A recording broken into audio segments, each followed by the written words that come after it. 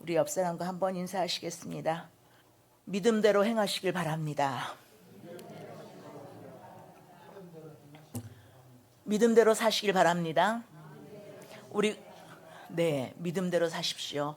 여러분들, 우리가 예수님을 어떻게 믿느냐, 어떤 분으로 믿느냐에 따라 우리의 삶이 분명히 변화되어야 될 줄로 믿습니다. 우리가 예수님을 믿는 믿음이 우리의 삶 속에 그대로 증거되지 않으면 그 믿음은 참된 믿음이다, 진실된 믿음이다 할 수 없을 겁니다. 그러므로 우리의 믿음이 보다 진실되고 보다 하나님 앞에서 부끄러움이 없는 믿음으로 우리가 믿는 바 그대로 살아내는 우리의 삶이 될 수 있기를 예수님의 이름으로 간절히 축원합니다. 아마 여러분들 이 우화를 잘 아실 거예요. 코끼리에 관련된 이야기인데요. 하루는 앞이 보이지 않는 여러 명의 맹인들이 이제 코끼리를 만졌다고 그러죠. 얘기 들어보셨죠? 그리고 나서 코끼리가 어떻게 생겼냐고 물으니까 코끼리의 다리를 만진 사람은 코끼리가 기둥처럼 생겼다 이렇게 얘기를 했고, 코끼리의 코를 만진 사람은 코끼리가 마치 호수처럼 구부러져 있다 이렇게 이제 이야기를 했고, 코끼리의 배만 만진 사람은 코끼리가 마치 무슨 큰 벽처럼 그렇게 생겼다라고 말했다는 거죠. 여러분들 이 우화 잘 아시죠? 네. 근데 이 우화는 사실 맹인들의 이야기가 아니라 바로 우리들의 이야기죠. 어떤 대상에 대해서 통전적인, 통합적인 시각을 갖지 못하고 부분적이고 단편적인 시각을 갖고 이해하는 우리들의 제한적이고 어리석은 모습을 비유해 준 우화라고 할 수가 있습니다. 그런데 교회를 오래 다닌 사람들이 가지고 있는 그런 어리석은 모습 가운데 하나가 바로 자신들은 예수님을 다 알고 있고 예수님을 잘 알고 있다고 착각하는 거예요. 그러나 성도 여러분, 예수님이 누구신지 성령께서 깨닫게 해주시지 않으면 아무도 예수님을 알 수가 없습니다. 그래서 요한복음 5장 39절부터 40절에 보면 유대인들이 성경을 연구했지만 성경이 예수님에 대해 증언하고 있다는 사실을 그들이 깨닫지 못하고 있다는 사실을 예수님이 말씀하셨어요. 한번 그 부분 읽어볼까요? 너희가 성경에서 영생을 얻는 줄 생각하고 성경을 연구하거니와 이 성경이 곧 내게 대하여 증언하는 것이니라. 그러나 너희가 영생을 얻기 위하여 내게 오기를 원하지 아니하는도다. 성경을 연구했는데 그 성경이 누구에 대해서 증언하는 거예요? 예수님에 대해서 증언하는 것이란 말이에요. 예수님을 통해서만 영생을 얻을 수 있다고. 그러나 너희가 영생을 얻기 위해서 내게로 오지 않았다 이렇게 얘기하고 있어요. 그렇다면 오늘날에도 신앙생활을 오래 했다고 하는데도 불구하고 변화가 일어나지 않는 이유가 무엇일까요? 유대인들처럼 성경을 연구하고 종교생활은 열심히 했지만 예수님이 누구신지 잘 모르고 있기 때문이라고 할 수가 있는 거예요. 사실 많은 사람들이 자신의 짧은 지식으로 이해된 예수님만 믿어요.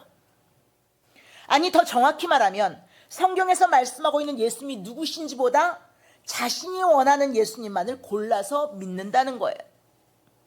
그래서 그 결과 오늘날 많은 성도들이 복음이 되시는 예수 그리스도를 믿는다고 하면서도 삶의 변화가 잘 보이지 않는 거예요. 복음을 믿는다면 우리의 삶이 복되게 변화돼야 되는데 복음을 믿는다고 하면서도 삶이 복되게 변화되지 않아요.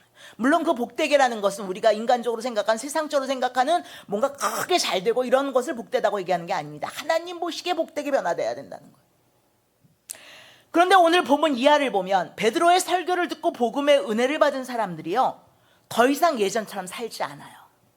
오늘 지금 우리가 읽은 본문이 베드로의 설교 부분이거든요.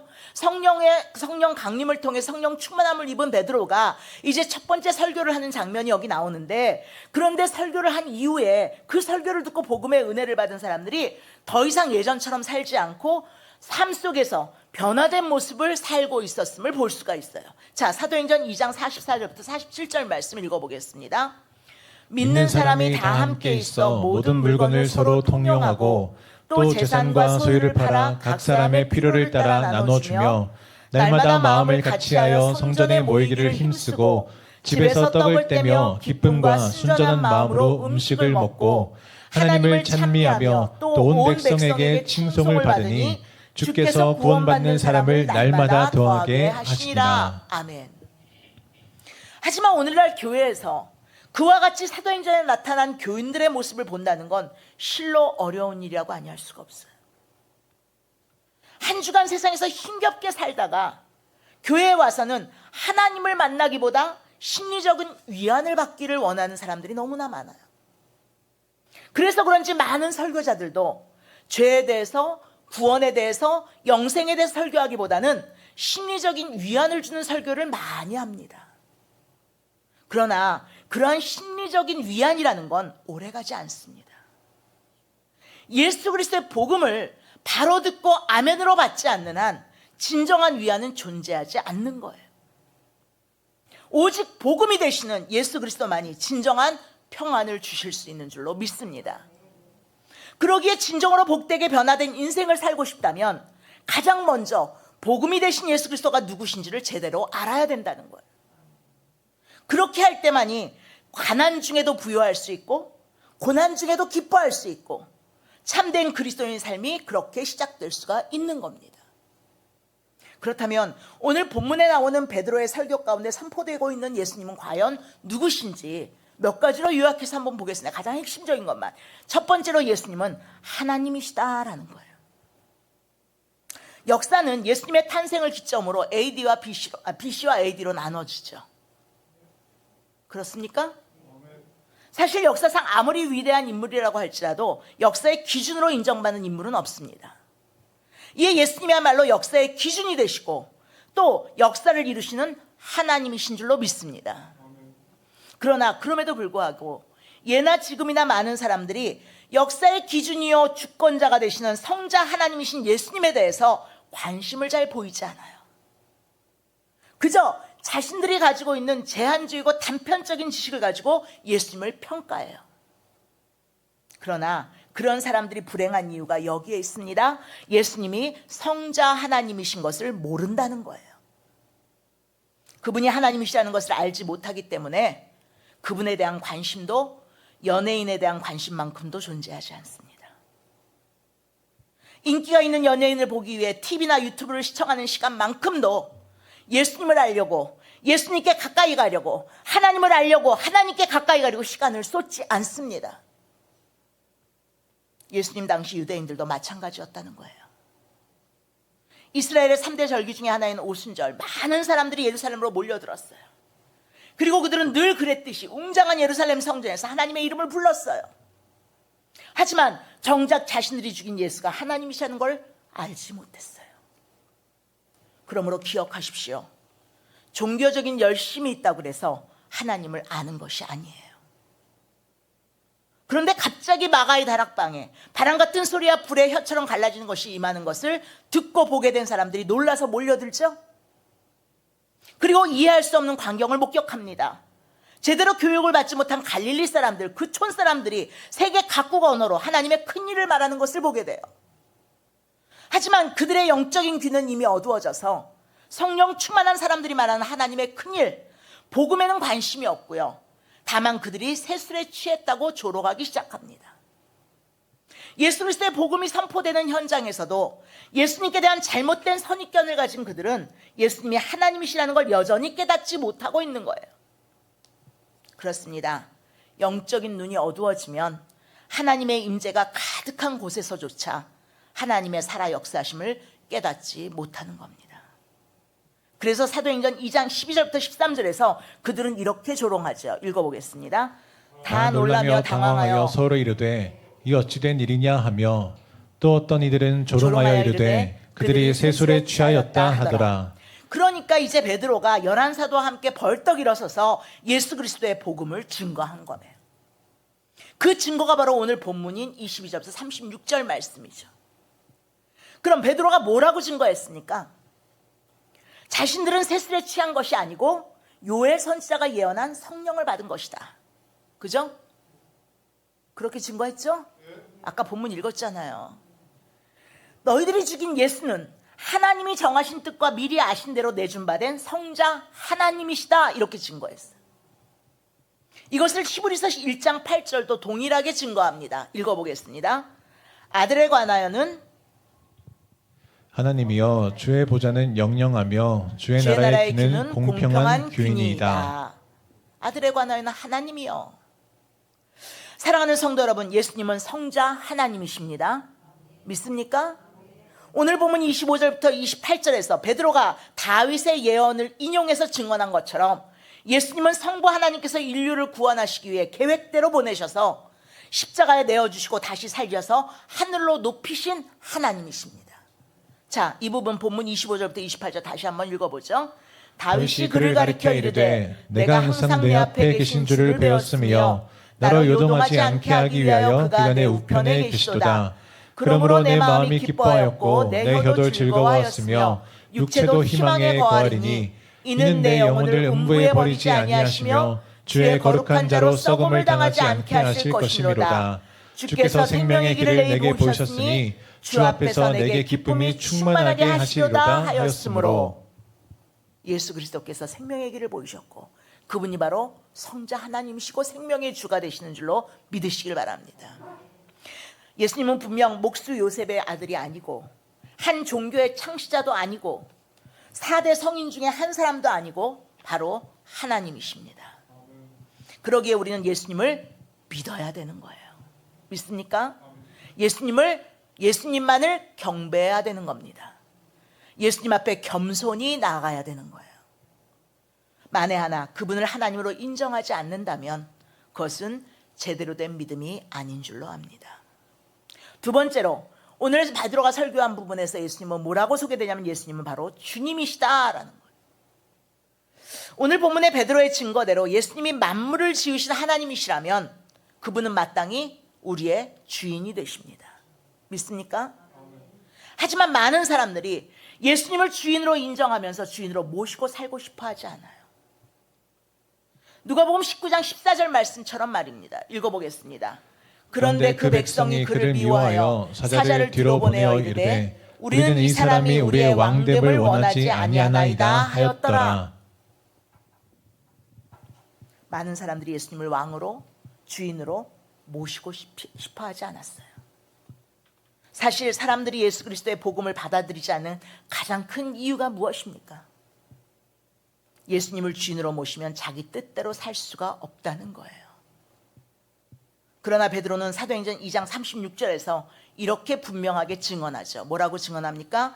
그런즉 이스라엘 온 집은 확실히 알지니 너희가 십자가에 못 박은 이 예수를 하나님이 주와 그리스도가 되게 하셨느니라 하니라. 아멘. 그렇습니다. 온 세상의 모든 사람들은 확실히 알아야 돼요. 여러분들 확실히 아셔야 됩니다.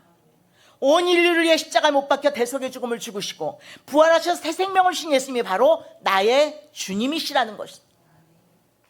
이것을 알지 않고서는 진정한 믿음이라고 할 수가 없어요. 그리고 예수님을 주님으로 믿고 따르지 않고서는 참된 진리와 생명과 영광의 길도 갈 수가 없는 거예요. 이에 존 스토트 목사님은 예수님을 삶의 주인으로 모시는 참된 신앙인에게는 다음에 8가지 조건이 필요하다 그랬어요. 첫 번째, 그리스도처럼 살아야 된다. 정말로 그리스도를 주인으로 모시는 사람은 그리스도처럼 살아야 된다. 두 번째, 그리스도를 통해 살아야 된다. 항상 그리스도 안에서 그리스도를 통해 모든 일들을 결정하고 선택하고. 세 번째, 그리스도 위에서 살아야 된다. 항상 우리의 삶의 토대는 그리스도가 돼야 되고 믿음의 토대도 그리스도가 돼야 되는 거예요. 그리고 그리스도 안에 거하는 삶을 살아야 된다. 다섯 번째, 그리스도 아래서 늘 겸손히 그리스도께 순종하며 살아야 된다. 그리고 그리스도와 늘 함께 동행하며 살아야 된다. 그리고 그리스도를 향해 나아가야 된다. 그리고 그리스도를 위해 살아야 된다. 이게 바로 그리스도를 삶의 주인으로 모시고 살아가는 사람의 삶의 모습이다. 여러분들 모두 그렇게 되시기를 간절히 소원합니다. 그런데 성도 여러분, 우리는 예수님을 늘 주님이라고 부르죠. 그렇지만 사실 교회 안과 밖에서 주인을 수시로 바꾸며 살아가고 있지는 혹시 않는지 스스로를 돌아보시길 간절히 바랍니다. 여러분들, 우리나라 천연기념물인 진돗개가 있죠. 진돗개는요, 굉장히 탁월한 그 품종으로 세계적으로 유명한 그 개 아닙니까? 그런데 이상한 건 그처럼 뛰어난 진돗개가 군견이나 경찰견으로는 사용되지 않는다는 거예요. 왜냐하면 진돗개는 주인을 바꾸지 않기 때문이에요. 군대나 경찰에서는 줄곧 한 사람이 이제 수색 및 경비용계를 다루지 않잖아요. 사람들이 바뀔 거 아니에요. 담당하는 사람들이. 그러니까 개의 입장에서 보면 주인이 계속 바뀌는 거예요. 그런데 진돗개는 옛 주인을 잊지 못해서 새 주인을 따르지 않기 때문에 군견이나 경찰관으로는 부적격일 수밖에 없다는 거예요. 여러분, 진돗개 주인에 대한 진돗개의 충성심이 이 정도인데 반해 우리 주 예수님을 향한 우리의 자세는 어떠한가요? 진정 주님이 내 삶의 주인으로 계신지 늘 자신을 돌아보시기를 간절히 바랍니다. 사실 주일이 뭐예요? 주일. 주의 날. 이에 주일이면 많은 사람들이 어김없이 주의 전을 찾아와 예배하지만 아직 주인을 바꾸지 않은 사람들이 교회에 넘쳐나고 있는 것 같아요. 그러나 우리는 반드시 주인이 예수 그리스도로 확정되어야 될 줄로 믿습니다. 부디 우리를 만드신 주님께, 우리의 삶의 주인 되신 주님께 우리 인생을 내어드리고 맡겨드리시기를 간절히 바랍니다. 그리할 때만이 우리는 비로소 복되게 변화된 인생이 무엇인지, 어떻게 어두운 세상 속에서도 진리의 길, 생명의 길을 찾아 걸어갈 수 있는지, 어떻게 고난과 즐거움의 세월 속에서도 기뻐하며 평안할 수 있는지 그 놀라운 비밀을 깨닫고 경험하게 될 줄로 믿습니다.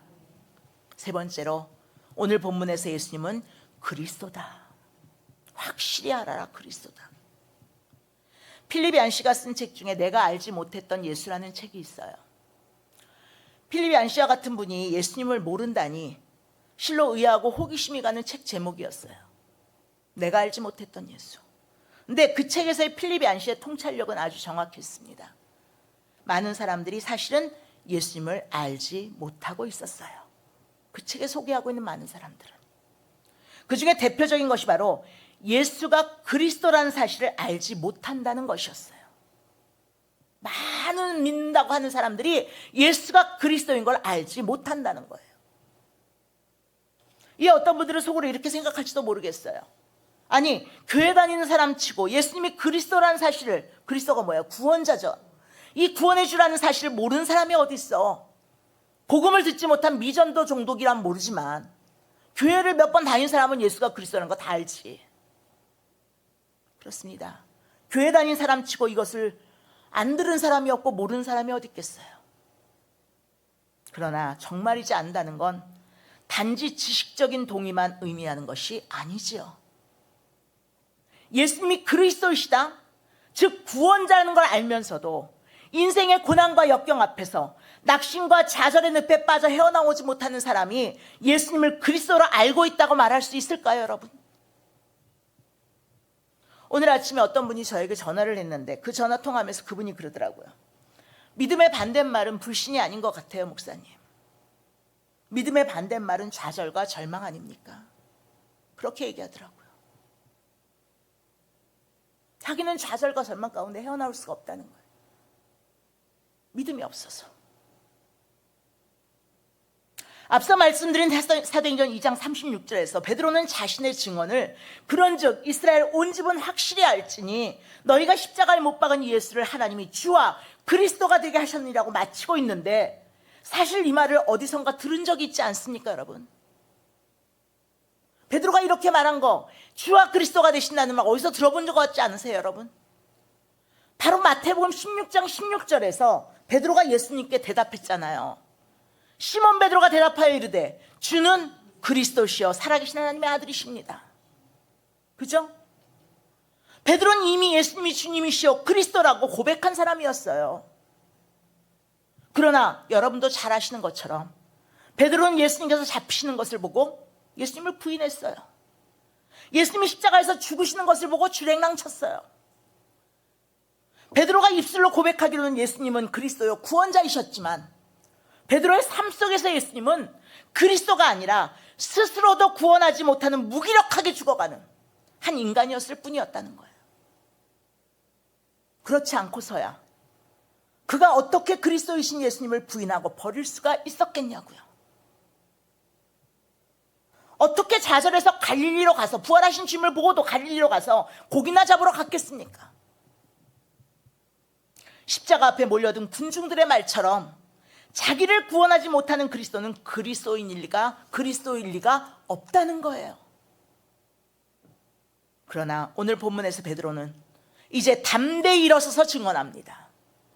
너희가 십자가에 못 박은 이 예수를 하나님이 주와 그리스도가 되게 하셨다라고 말이에요.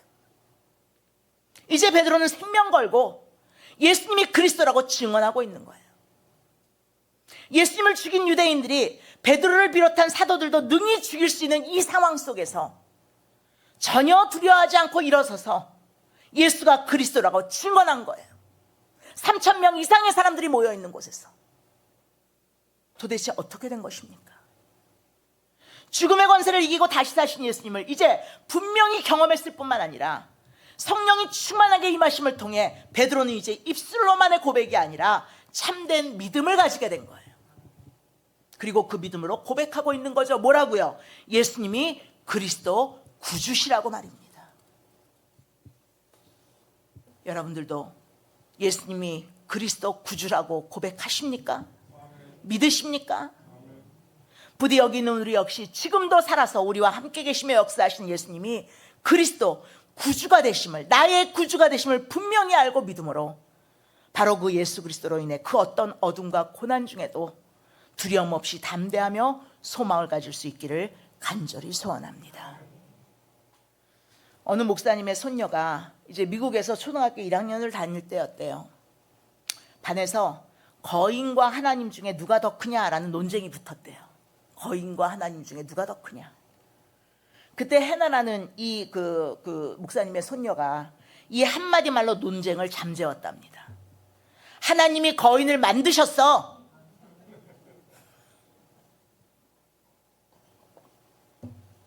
그 위에 힌두교를 믿던 친구까지 해나를 따라 교회에 나가기 시작했다는 거예요. 이 아이의 이야기를 들으면서 저는 지난 주일 말씀인 마태복음 18장 3절 말씀이 생각났어요. 같이 읽어볼까요? 이르시되 진실로 너희에게 이르노니 너희가 돌이켜 어린아이들과 같이 되지 아니하면 결단코 천국에 들어가지 못하리라. 아멘. 사랑하는 성도 여러분, 예수님이 바로 하나님이십니다. 예, 그분은 온 우주 만물을 지으신 분이시오 우리의 영원한 주인이십니다. 믿습니까? 그리고 그분이 죄와 허물로 망가진 우리를 구원하시기 위해 이 땅에 그리스도 구원주로 오셔서 구원의 역사를 지금도 이루어가고 계시는 줄로 믿습니다. 그렇다면 이제 우리 자신에게 다시 한번 진지하게 물어봅시다. 우리는 어린아이처럼 정말이지 예수님이 하나님이신 것을 믿고 있습니까? 예수님이 주와 그리스도이신 것을 믿고 계십니까? 부디 우리의 삶이 우리가 지금 고백한 믿음을 분명하게 증언하게 되기를 예수님의 이름으로 간절히 축원합니다.